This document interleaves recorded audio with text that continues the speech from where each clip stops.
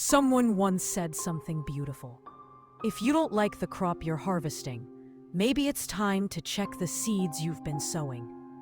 That quote stayed with me because so often we keep blaming the world without ever questioning what we're planting in our own lives. There's a story I want to tell you.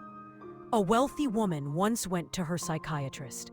She had been seeing him for months, talking endlessly about her problems. But peace, it never came.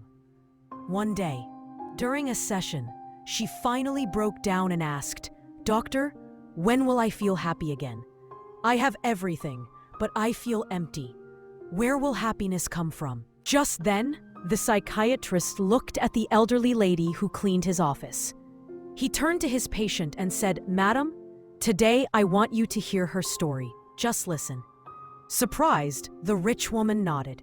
The cleaning lady gently put her broom down, sat beside her, and began to speak. She said, "My husband was an alcoholic. One day, he left and never came back. I had no money, no support. I felt my life had ended. Every day, I thought of ending it all. I even walked to the railway tracks several times, but something always stopped me.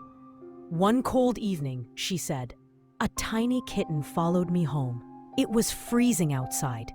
I gave it some milk in a small bowl and watched it drink.